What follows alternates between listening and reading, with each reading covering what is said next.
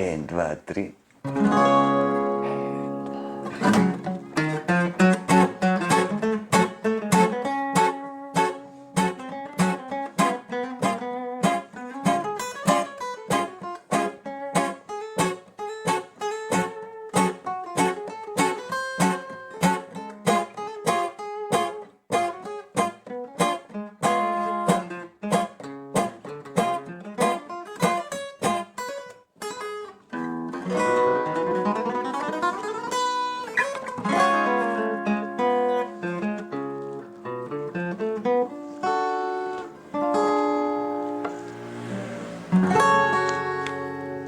Другари и другарки, Христијан, Ристески, Кика, Цо. Добре ни дојде. Добар ден, добро ме најдов. Како си? Супер, фала на прашање. Накратко во прилеп и одма те чапнавме, кога се договараме месец и пол. Ама не си ни веќе прилепчанец, не стана скопјанец. Секогаш сум јас прилепчанец. Да? Можам да бидам максимум прилепчанец во Скопје. Значи, локал патриотизмот се стои. Не представуваш на најдобар можен начин, еден од најквалитетните луѓе што се иселил во Скопје, дефинитивно, ама нема да зборуваме од почеток за Скопје. Мене најинтересна приказна ми е затоа бродската приказка, затоа што ретко Балканов е познат по морнари, уште од пред 20 години почна таа приказка, ама поглавно се келнери, шанкери, така. Ретко кој, особено од Македонија, музичар наврат. Па добро. Како се случи таа приказка? Како се случи таа приказка? Јас бев абсолвент на музичка академија во тој момент. Тоа беше негде јануари, февруари 2018 година, така нешто. Имав еден колега, многу добар другар, поздрав до него, Марио Димитриевич, феноменален гитарист од Србија. Бевме колеги на факултет и така низ тие 4 години се зближивме. Имавме исти интереси, иста музика не интересираше, се зближивме многу преку музика, преку дружба и тој ми се јави. Имам другари што сакаат додат на брод, им треба гитарист и јас не сум заинтересиран за тоа нешто. Вика, дали сакаш? Па добро, викам јас се, окей, да размислам, не знам како изгледа музицирањето на брод и животов таму, како е, што е целава работа. Стапивме во контакт со дечките, ни треба гитарист, ние сме веќе оформена екипа. И јас реков, добро, ајде да видиме што се дешава таму, да испитаме терен малку како е. И многу лесно некако ни испадна целиот момент. Ние се запознавме во среда, во Белград, нешто така прв пат јас појдов тогаш во Белград да се видиме, да посвириме малку. Направивме 2 дена проби, третиот ден беше аудицијата. Значи аудиција? Тогаш имаше аудиција, да. После ковид други работи, ќе стигнеме и до тоа. Во моментот тогаш имаше аудиција, бевме некаде околу 15-16 бендови. Со жири комисија се снима сето, видео, тонец, професионално светло, професионална бина, сите тие ствари. Бендовите свират, има жири комисија се запишува ствари. Представници од Хамбург, од Италија, од Бутимпешти и Братислава беа и снимките исто така се пуштаат во Хамбург.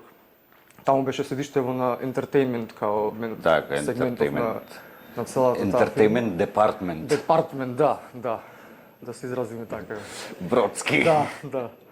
И таму ги преслушуваат снимките, ни се јавија на следниот ден, вие сте примени, само почекајте некој време, документација, тие ствари, тоа беше тоа. Иначе, мене ми беше планот после завршување факултет да останам во Скопје, да бидам келнер било шо и така да се снајдувам, дури не почнам да си го исправам патот за музика, да бидам баш да се занимавам со тоа цело време. И така беше такво некој искуство на почеток лесно, после стана. Значи од планот за келнер, гитарист на брод, кажи ми каков е животот на еден музичар на брод. Тоа правиме муабет за еден мал град. Да, 1500 души екипаж. Да. За екипаж правиме муабет, инаку капацитет веќе има и до 7-8 илјади. И ние бевме многу пати на full capacity во бродот. И како се одвива денов, мислам, правите проби, не правите проби? Па валјда тоа е индивидуално, зависно за секој бенд, колку е спремен бендот. Пред време, пошто ти треба да замениш на брод со спремен материјал, со сите тие ствари, не е баш секогаш така. Ма се нема наброд да не гледа пусне, разбира македонски. Што се Да не гледаш? салута другари един за друг. И има некои бендови кои не се доволно спремни на почеток, нешто нова екипа, некој улетал, некој откажало, последен момент се случуваат секогаш такви некои проблеми. И животот таму мене ми изгледаше како баш тоа што треба да биде професионален музичар. Како да си на турнеја.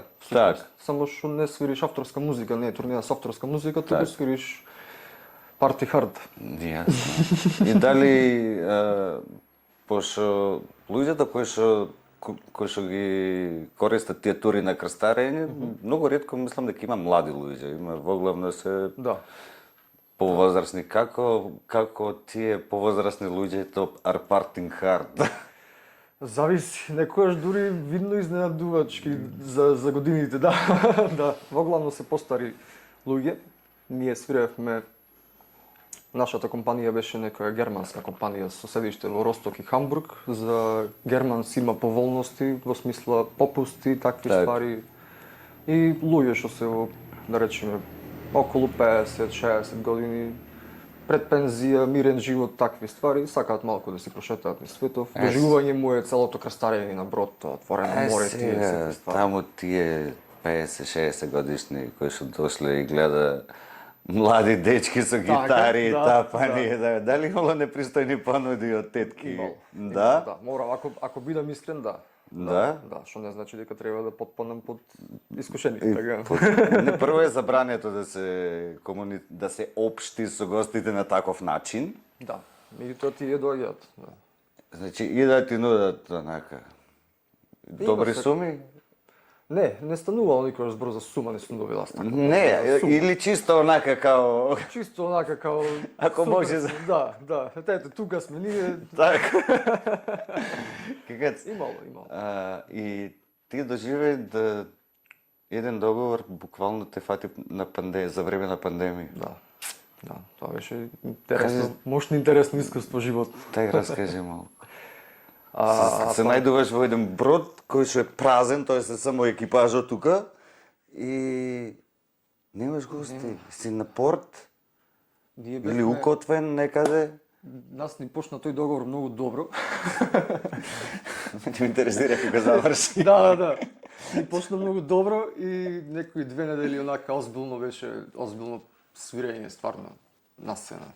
Баш прекрасни моменти имавме на сцена и бевме сите во фазон, во смисло ние сме озбилен бенд и имаме и километража како бенд, како екипава конкретно таа екипа, не од претходно ние што си имаме индивидуално, туку како екипа имаме километража седи, можеме да правиме поозбилни Да се случува некои чуда на сцена. Да, почнува работи баш да се случуваат на сцена и хемијата ни преработеше фантастично.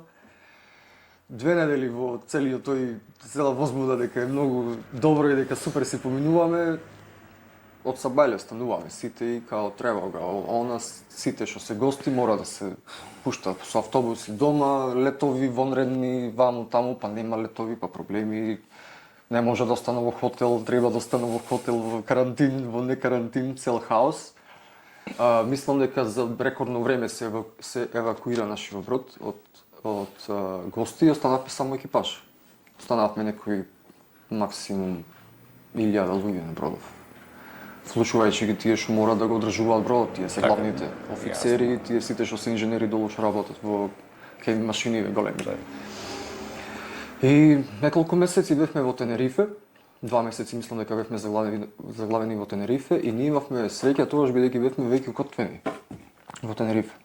И само локалните власти ни дадоа можност да останеме укотвени тука, да не мора да заминуваме, да се тргнеме од пристаништето, што не беше случај со другите што беа во близина. Имаше и на Сред море укотвени. Буквално ние гледавме да бевме на паркирани баш укотвени на самото пристаниште и јас кога да излезам на тераса да гледам некој море во хоризонтов, брод тука, брод таму, брод негде понатаму.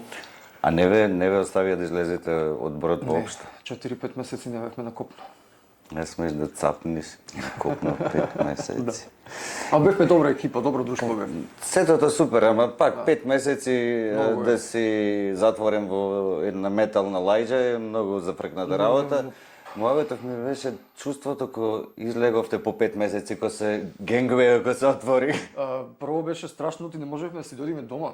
Ние одевме до Австрија, до Виена, па не вратија назад во Хамбург, па од Хамбург во Франкфурт. Значи сегде кај што може некако од тие новите правила во моментот што беа донесени за ковид, кај смееш ти, кај не смееш да се движиш, не пуштаја баш по тие линии кај што смееме ние како македонци што сме со наш пасош македонски.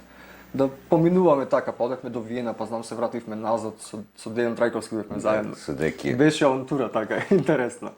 И прво идење дома беше така еден емотивен момент. Дали во тие 5 месеци ти дојде да речеш ова нема да го преведуваме, а на англиски веле кој што ќе кажеш не карај, не? Fuck this shit, I'm going to space. Па имаше такви моменти, не само од мене, да. Имаше и многу по сега. Мојавето ми е пред да ми одговориш, ова е од Ема Урбанера, поклон за тебе, еден беч. Ако можеш да си го ставиш на коланото од Можам, да. гитарата, ќе ти биде супер орнамент. Можам да го прочитам, смеам да го прочитам. Го прочитав еднаш, а можеш и втор пат. Fuck this shit, I'm going to space. Фала ти Ема, поздрав и до тебе. И ова дефинитивно оди на гитара кај мене. Урбанера со нас. Да. Веќе трета емисија, тука е Јаура, после снимање одиме на пијачка на Жештиниве да се изладиме во Аура. Поздрав до сите, фала ви што сте наши другари. Да. И продолжуваме со... Продолжуваме, ќе застанавме точно се. Кај застанавме, не? Тука. Кај Ама ако застанавме? спонтано. Не, застанавме точно кај I'm going to space. Ако ви тоа спомнам, да.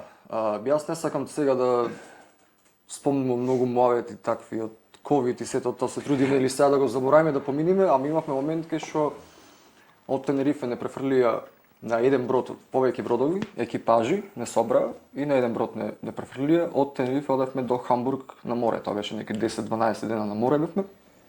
Стигнавме во Хамбург. Таму веќе почна да станува тензишно. Имаше луѓе што по 9, 10, 12 месеци не биле излезени надвор, пошто има долги договори. И плюс ги фатил и ковид, карантини, некои години и 3-4 месеци нема на копно излезено. А јас само 4 месеци. И музичките договори се многу кратки, 3-4 месеци. Се тој уствари во долгите музички знаат да бидат и по 2 недели по месец во зависност од потребите на ентертејмент департмент на бродот.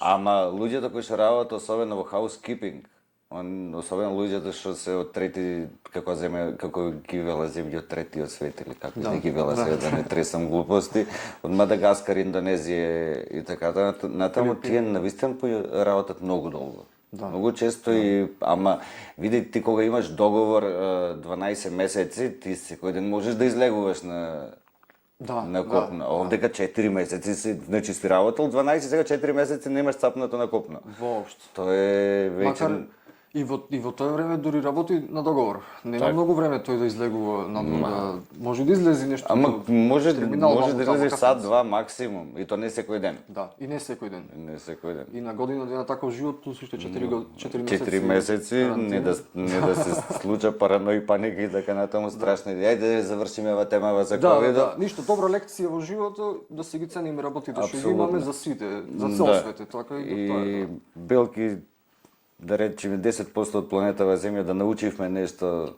Апсолутно. Од тоа ќе биде супер. Прекрасно би било. Да, кажи ми што прави Кикацо сега. Кикацо сега. Во моментот, пошто е прилепчане за Скопје. Да, прво не можам да зборувам за себе од трето лице, морам лично да си кажам. Ја нека. Лично јас. Не смееш во трето лице да зборуваш, не е здраво. Не е здраво. Ништо во Скопје сум повторно по кизне кој пат, не знам. Од негде март месец, 4-5 месеци сум таму. Свирам од декември месец со Бендикс. Тоа е бенд клубски свирки, свириме кафечи, приватни забави и такви ствари. И исто така многу често одам на испомошки други другари во бендови, Некој не може да става со Потоа си познат по како се река, учинување на другари. Другарите во Скопје ми вика главна замена, дека се смее, главен си, но главна замена си, дека сегде. Тука нели имаше една епизода со Деки од The Peaches беше бенд кој што кратко траеше, тама нема да правиме со тебе со The Peaches, ќе го оставиме за Деки тој муабет, пошто тој си основата беа со Александр основата на тој бенд, ама знам дека беше и таму. Лани формиравте еден како се вика летечи бенд за како се вика со нула до култура за трибют на Тоше. Познат си по тоа дека учинуваш и тоа те прави подобар или полош музичар? Мислам, дали ти помага свирењето со повеќе со различни луѓе или те дефокусира? Апсолутно помага. Пред се јас секаде каде што свирам бидејќи сакам да свирам. Ми се свири, не сакам да седам дома и да гледам телевизија, ако можам да свирам, сакам да свирам и не одбивам 90% времето не одбивам никаков повик. Особено ако е баш кај што треба да помогнам некаде за мене за другари, особено за другари, преска нели спомнавме, да. Другари ако се јава знаеш дека не можеш да речеш. А познат си по тоа дека не само што сакаш да свириш и не одбиваш ангажмани, дека ти многу вежбаш. Порано да. Ами до ден денешен знаеш да извадиш клипче на Фейсбук и да си го аплодираш, кој што сега свативме дека не ти се ни паблик. Направи ги паблик. Кој си го мислам јавна личност, сите да можеме да му споделиме на луѓето, не кажеш. Така. Сакав вчера да те споделам, да кажам кој ќе ти биде гостин, помлад дечко, 20 годишен, да треба Божидаре, за тебе правам муавет. Божидар моментално е позади камера. И сега да му го представиме на Божидар Кикацо, јас морав да снимам со телефон од компјутер за да му пратам. Пошто нема шер. Јас длабоко се извинувам што е така и добивам доста коментари негативни од тој аспект. В денешно време интернет треба промовирање и тие ствари треба постирање многу. Јас со музика почнав да се занимавам искрено, пошто многу сакав музика и сакав да свирам и да правам музика и цел тој момент со социјални мрежи и со тие работи не ми беше мене битно. Музиката ми беше секогаш во прв ред. Се трудам да не биде во прв ред, што не значи дека не треба да го правам друго. Ама ако веќе си го објавил, осте го за сите, немој само за другарчињата. Тоа е кај мене, од што не сум јас не видел таму како е наместено, дали е паблик, дали е само за пријателите, јас не сум ни проверил. Мој пропуст е 100%. Сега ми паѓа на памет затоа што си еден од барем според мене ретките виртуози инструменталисти кои што ги имаме во Прилеп. Фала ти. Дали размислуваш за правење на гитарска авторска музика? Па за авторска музика апсолутно секогаш. Гитарска, авторска, твоја лична, не бенд, не твоја, Христијан Ристевски, Кикацо, Так.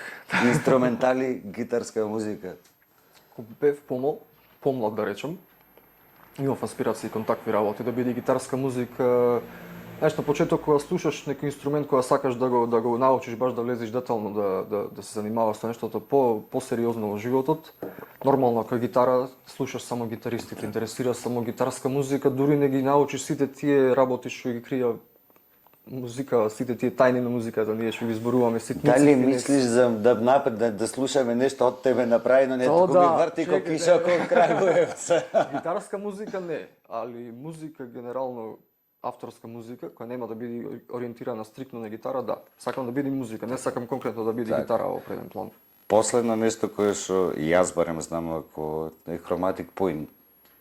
Кај што снимаш издание, издание за последниот албум, ги свириш ти гитарите, ги свириш и со тие дечки. Што се случува со Chromatic? Chromatic Point не се случува ништо. Го издадовме тогаш во 2020 албумот за металските работи. Тоа е многу интересен албум. Да. Тоа е метал со фолклор.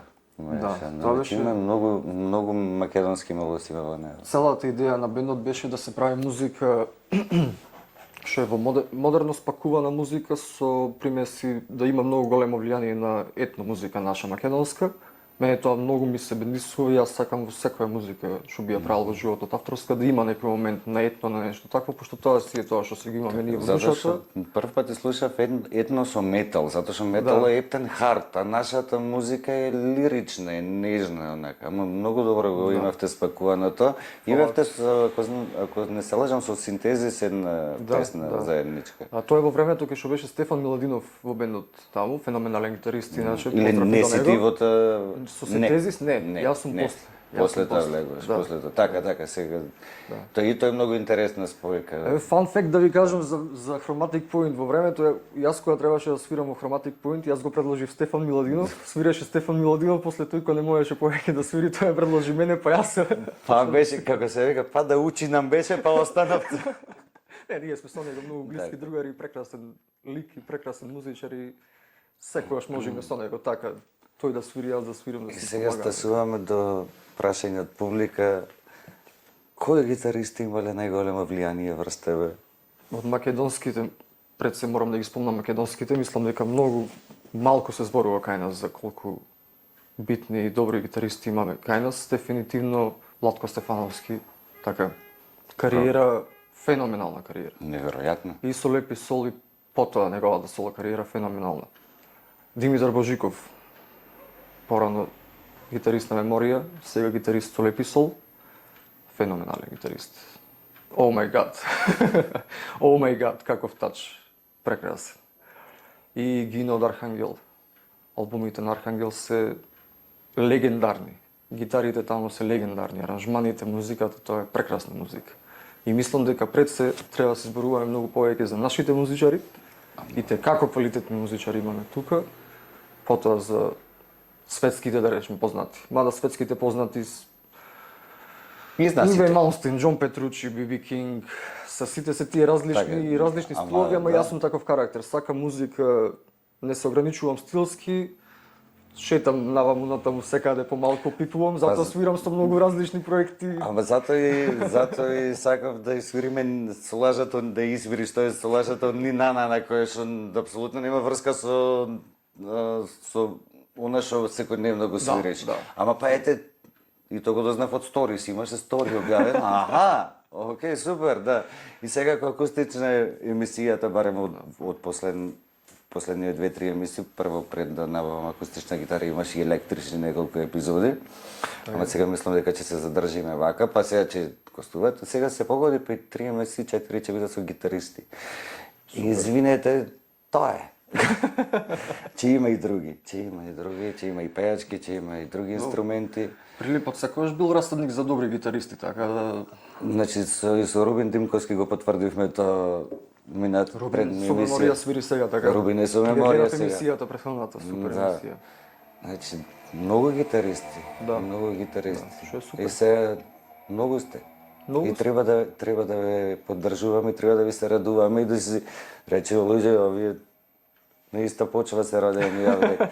И кога ќе се вратиме, кога ќе се размислиме, тоа е тој патриотизам, да си ги сакаме овие луѓе. А не да мафтаме знамена. Кога ќе си ги сакаме тие луѓе кои што ни го прави животот поубав, ќе ги поддржуваме, тогаш ќе можеме да речеме дека сме патриоти. Баш. А дури мафтате знамена и одите кај, ајде се да користиме тешки збори, му полните стадиони како на 12-ти горе.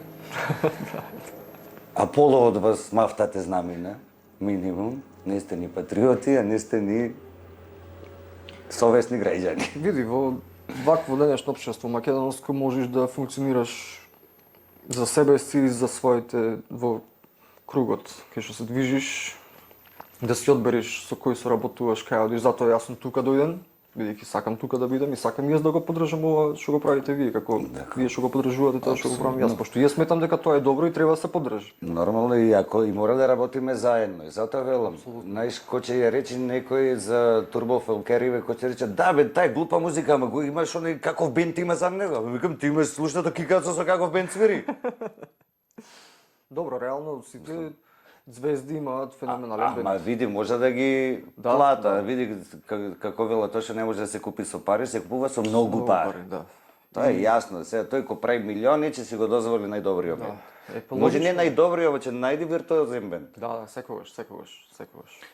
Ама на крајот на кристата мора да ги цениме луѓето кои што не се поддали.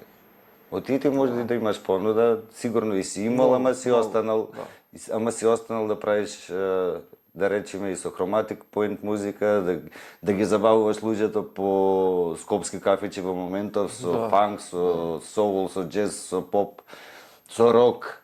Јас сметам дека музиката е прекрасна работа и дека ни е дар од Бога и ако некој има таков дар во себе си, дека тој дар треба да го сподели со другите. Апсолутно. И јас се трудам тоа да го правам. Не е лесно, особено во општество како Македонија не е лесно, особено кога гледаш дека тие шанси што си ги пропуштил низ годините можеле да ти донесе неколку станови, викендици, джипови, коли, базен. Да, многу полесен живот. Како рече пречено одмор на Малдиви. На Малдиви, така. Да. Сите сакаме таму. Се во најмала рака веќе ако не сте подлегнале на тие понуди, барем да ве почитуваме, да ве сакаме, да ви идиме на свирките, ако не. Милан, искрено ти кажам, квалитетот секогаш мислам дека испливува на површина. Ако си искрен, ако веруваш во нешто и ако си искрен во нештото што го правиш, мислам дека успехот ти е загарантиран, само може потешко да стигнеш до успех и малку да се одлоговлечи целата работа. Нема да биде инстант. Не можеше да ја завршиме по емисија тоа дека квалитетот ќе се излезе на површина кога тогаш. Да. Сега е наше дали ќе избираме да одиме по подолгиот и по тешкиот или по пократкиот пат. Да, па тоа е животна лекција. Ако не потпаѓаш под искушение и ако одиш по правилниот пат, само со добро може да резултира. И тоа нека биде, ако има млади музичари демотивирани или нешто се мислат секогаш вистинскиот и потешкиот пат, секогаш. И секогаш вистинскиот ќе биде потешок пат, ама ќе биде правилен. И се исплеќа накрај. Многу повеќе. Правиме одјавна шпица? Правиме одјавна шпица. Ајде. Сега спонтано. Лайк, шер, subscribe, кој ќе имаме опции, мемберси ќе ни станите. Да, мерчандайз, сето таму имаме линк. Да, кикато ќе си ги направи постоите јавни за споделување. Да. Фала ти. Фала ви на поканата. Ми беше многу кеф и многу интересно. Мене ми е секогаш задоволство, фала ви. Ја поддржувам мисијата, одлична е, ве гледам и да продолжите, ви посакувам успех да имате понатаму. Фала ти. Најмногу. И поздрав во сите што гледате мисијата, без вик нели ништо така. Без вас ништо, за вас го правиме се тоа. Да. За вас ви ги носиме најубавите луѓе кои ќе ги родил Прилеп за сега. А после ќе се шириме и по Пелагонија. Фала ви на поканата.